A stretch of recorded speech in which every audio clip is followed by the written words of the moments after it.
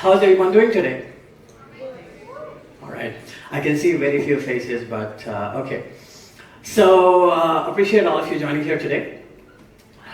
You know, a lot of people would tell you, when life gives you lemons, turn it into lemonade.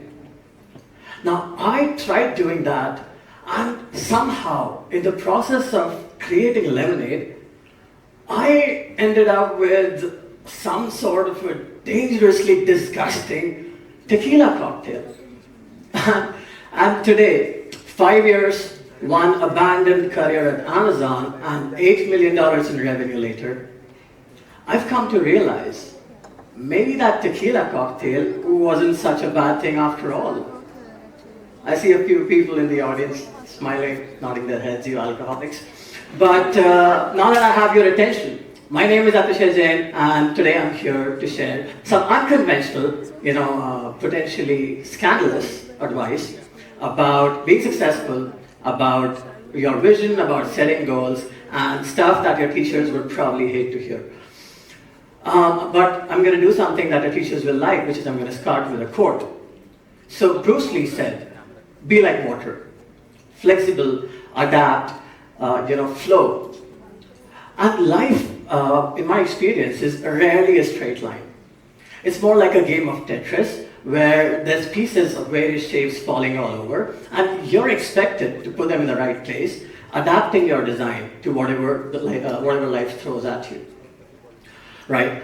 Let me give you some backstory. When I was growing up, my childhood was very balanced. It was a mix of academics and extracurriculars. You go to school, you come back home, you study, you go to whatever, debate or rotary clubs, get it done, that's it. One single goal, go to a good college, get placed at a good company, make good money, and that was it. Nothing fancy. And I used to believe that success was about having one grand vision. I'm sure we were all told stories of Genghis Khan and Napoleon and Alexander the Great. They all had one mission. They spent their entire lives dedicated to that mission.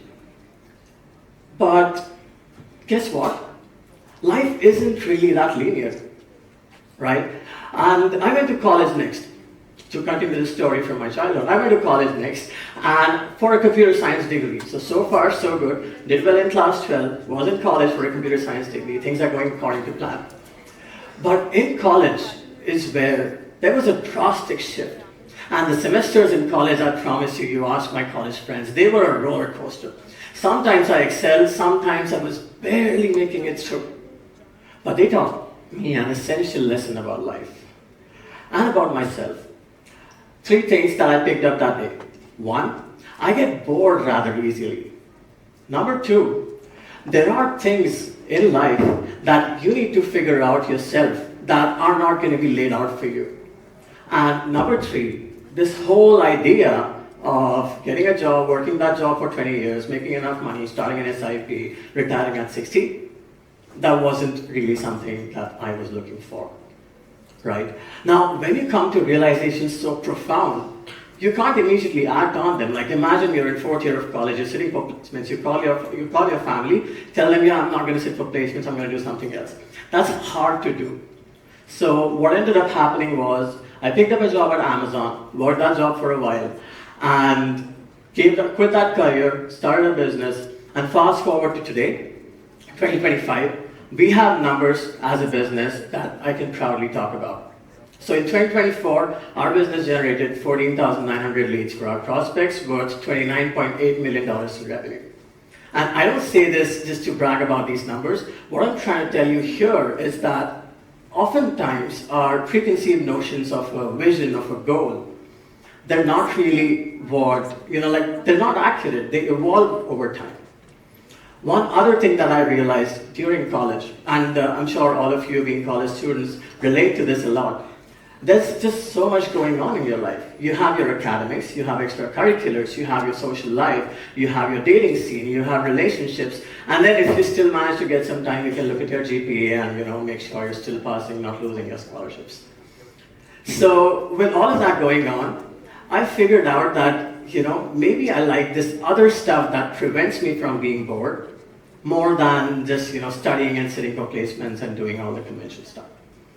So this brought in my first epiphany, which was, relationships and sales are very similar, and sales is where the real money's at. Like the closer you can put yourself to money, the higher the odds of you being rich sooner, which is what we all want, right? So, for in the next few minutes, I'm going to outline to you how sales and relationships are so closely knit, and how one can learn so much from the other. And I'm sure many people sitting in this room, you might think, oh, I'm not built out for sales, I'm not cut out for sales, I'm not the kind of person that goes in a room and everybody flocks to me. But let me tell you this, we see so many happy couples around here, we don't see enough salespeople. And it's the exact same thing that you need to do to get into a relationship that you need to do to also get someone to buy from you. Let me tell you how. So there's 5 steps to any sales process, right? The first step is an introduction. Second step is a discovery. The third step is a proposal. After the proposal, you nurture a prospect. And finally, there's the close, which is when you sell. Dating is the exact same. You start with an introduction. You have a discovery. You do a proposal. You nurture the prospect. And then you close. Let me explain it to you in terms that you will understand, right? This is the generation of Instagram, Bumble, Tinder, Hinge, so let me talk in those terms. So, step 1 is the introduction. How do you people meet potential partners? Maybe a random Instagram DM, maybe you send them a meme, maybe you swiped on a dating app, maybe you met them at an event and, used your mouthpiece, worked some charm, and now you're talking.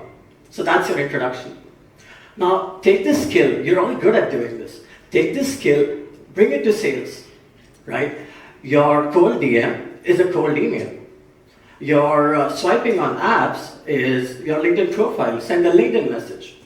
Your meeting people in person and talking game to them is going to networking events, talking about your company, seeing who's a good fit, right? That's the first stage. The next step in the sales process, as well as in dating, is a discovery. So if you're trying to date somebody, and you're having fun talking to them, you're going to ask them out for coffee or for a samosa outside, whatever, depending on what your wallet allows. So the next step is a discovery in sales. And this conversation, no strings attached, you're just talking, you're just seeing if you can really help that prospect with something, and that's it. If you can't, that's okay, you go your own separate ways. If you can, you move that prospect over to the third stage in the sales process, which is a custom proposal. Now, what does a custom proposal look like for dating? Well, this is when you went on that first samosa date, it was raining, it was cute, now you decided to go on a second date, and a third date, and a fourth date, and believe it or not, now you're in a relationship, right? So this is when you're getting to know each other. You're getting to find out exactly what they are as a person, and you're figuring out, okay, if this is really the type of person that I want to be with long term. Same thing with sales, you build a proposal talking specifically to the prospect's pain points. Which leads you to step 4, which is nurturing. And this is where you spend most of your time, because in sales, even though you talk to someone and even though you might be able to help them, they might not be ready to buy just yet. So you spend some time nurturing them. And how do you do that? First off, do not do that by being desperate, by being creepy, right? Nobody likes a salesperson that calls you 5 times a day asking if you're ready to buy. Just like, nobody likes a person who, or, like there's a word for people who text you 10 times a day, one after the other. You call them creeps, right? These people get blocked. So don't be desperate. And a good cue is if you're sending someone more messages than the number of WhatsApp forwards you get on your family group, you're doing something wrong, like calm down, cool down, slow down. So that's your cue. Nurture them, add value, stay in their ecosystem. You can't force somebody to buy from you, right? All you can do is just be around and just do your thing until they are ready to buy. And then when they are, move them to the final stage, which is the close. Now the close in sales is the juiciest part of the sale, right? That's where you collect the money. But that's also where a lot of people fumble and a lot of people get super conscious about it. In dating, the close is where you pop the ring. And just like, the ring needs to be good quality, it needs to be a good diamond ring, and it needs to be all done fancy. In sales, you need to approach this with a pitch deck backed by data, appropriately billed to that individual or to that company.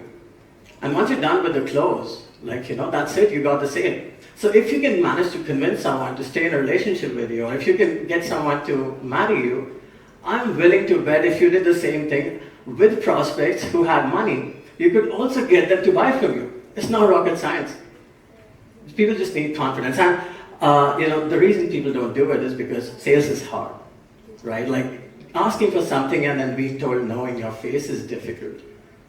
So with sales, with love, with dating, with romance, you need to get used to being told no. You need to be unattached to whatever the outcome is going to be. Like your life's amazing. You just got to keep it that way. And if the other person, they enter your world, right? The other business, the other person, they enter your world, it's good for them. Like they're benefiting from working with you. That's the whole reason you're selling to them. So this applies to both sales and relationships, right? Now, wrapping up, and just to kind of summarize this, sales, relationships, super intertwined. If you can do one, you can also do the other.